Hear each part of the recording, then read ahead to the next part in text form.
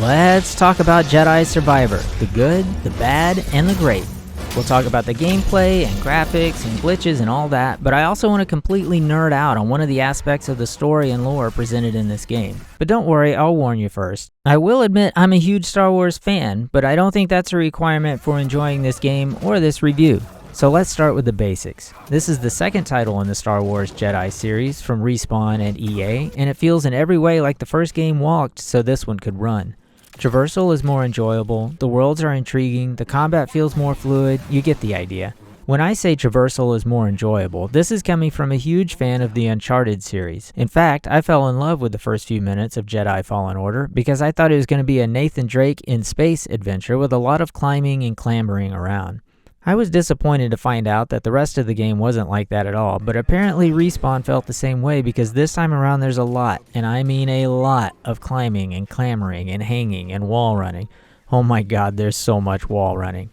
The traversal in the game really highlights the key difference between Fallen Order and Survivor. Survivor is, gamey. It almost feels like a platformer at times with several sequences that require timed grapple pulls and jumps and stuff.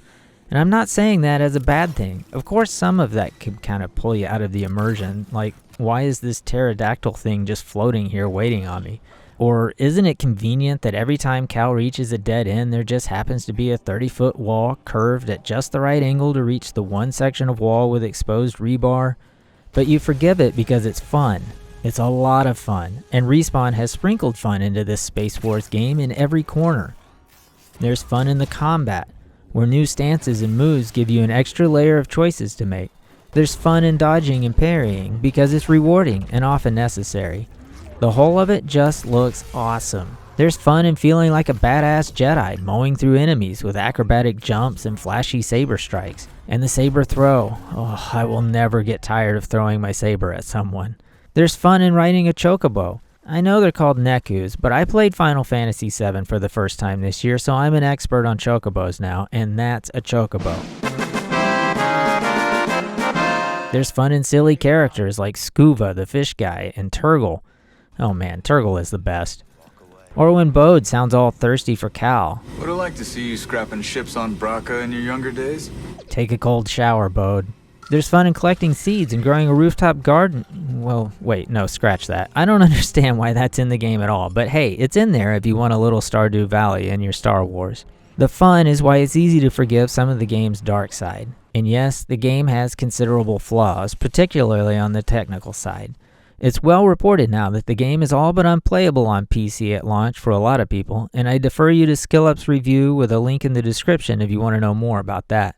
I played it on a PS5, and I can only review the game that I played, and I can honestly say I had some minor issues, but nothing that was game-breaking.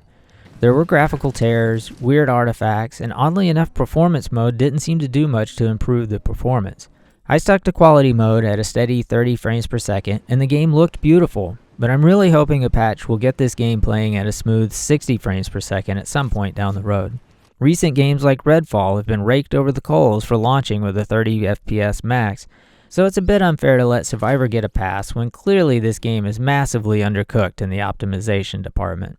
There were also the standard things you see in a lot of games like floating corpses, invisible walls and doors, and there's this one spot near my home base where I always seem to get stuck, but these sort of issues were few and far between and pretty common in most games. Another thing it has in common with a lot of games these days are the Metroidvania aspects, where you'll find yourself learning new tricks and retracing your steps to access areas and items that were off limits earlier in the game. This is a tried and true mechanic in gaming, but honestly, I've always despised it. It just seems lazy to me, like the developers are intentionally adding all this backtracking just to extend the playtime, as though a longer completion time equals more enjoyment. But the way these Metroidvania elements are presented here, I don't know that it bothered me. It's not as tedious to get back to previous locations like it was in Fallen Order, and the map is great at communicating what you can or can't do, or where you can go, and at the end of the day, a lot of the stuff you'd go back for are optional anyway, and not necessary for completing the story. Oh man, the story. Let's dig into that. The first game was an origin story, and was neatly framed within the established plot points of the movies and TV shows, with Order 66 on one end of the timeline and Inquisitors on the other. This time around, Cal spends most of his time exploring the Outer Rim away from the more established storylines. This gives the game freedom to explore stories and characters that are new, fresh, and completely at home in the Star Wars galaxy. In that way, it's similar to the recent Andor series that also explored everyday life under the thumb of the Empire, but at least here each character's fate is still unknown. The core group from the first game has split up, Merrin to explore and learn about the galaxy on her own terms and find herself, Cere and her old master to recover as much of the Jedi knowledge as possible before it's lost for good. Grease opened a saloon and tried to retire in peace, but under the Empire, trouble finds a way, even in the Outer Rim. Cal? He's been spending the last few years fighting alongside Saw Gerrera, whom he met in the events of Fallen Order. If you're not familiar with Star Wars lore, Saw is a guerrilla fighter whose tactics are too brutal and his views too extremist to be included in the circles that eventually form the Rebel Alliance. Which is probably why Cal is a ruthless murderer. Yeah, he's killing bad guys, but we're talking thousands of bad guys.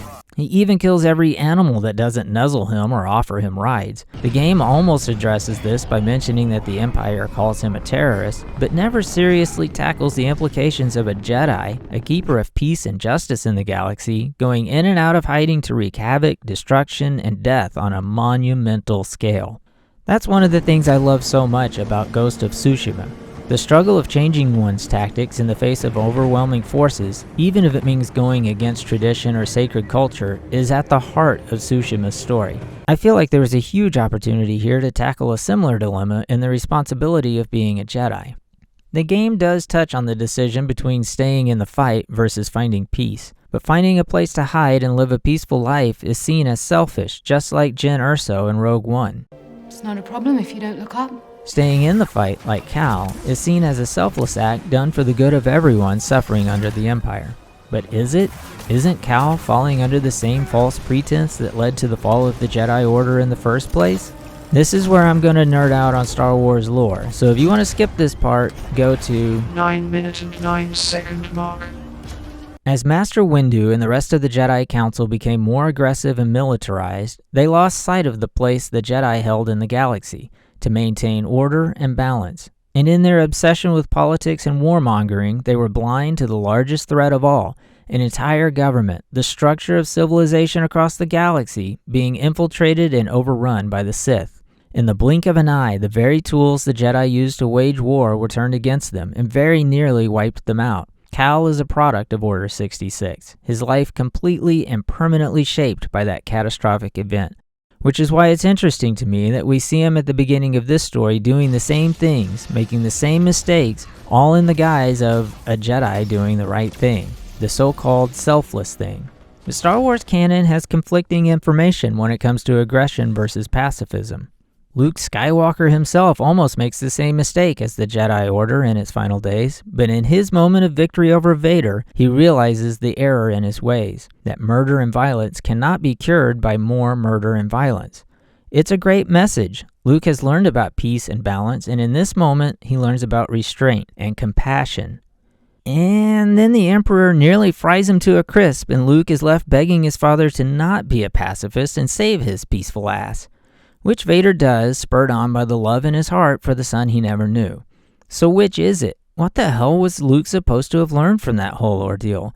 Can a perfect Jedi strike a final blow if he only uses his powers for knowledge and defense? A Jedi uses the Force for knowledge and defense, never for attack. It's no wonder that 30 years later he's a hermit on an island in the middle of nowhere. Is the role of a Jedi to bring peace or to execute justice? Can both be done at the same time? But wait, we're talking about Jedi Survivor here.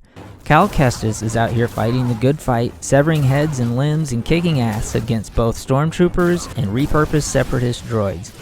He stands up for people at times, but mainly he's just doing all the stuff we wish we could do if we were in a Star Wars story. Hell, even alien chicks dig him. This is wish fulfillment at its highest order, and in that regard the game totally sticks the landing. But story-wise, the series has Jedi right in the title, but this doesn't seem to be a game about a Jedi. Is that because Cal's story isn't finished yet? Will he become more Jedi-like in future installments? More importantly, would those games even be fun to play? EA and Respawn have a lot to figure out in that department. In the meantime, Jedi Survivor is a fantastic game.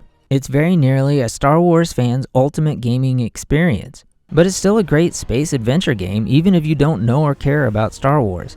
The problem is in the details, or more specifically, the performance. The PC launch was absolutely unforgivable, and even the console versions were a bit rough around the edges. But if the game runs stable for you, it's packed with just enough fun and fantasy to make you forget the flaws. I give it a thumbs up. So let me know in the comments what you thought about this video, especially what you thought about the length of it. I normally do shorter videos, but I'm curious to hear if this length felt about right, too long. Could you listen to more? I don't know, let me know. And thanks for listening.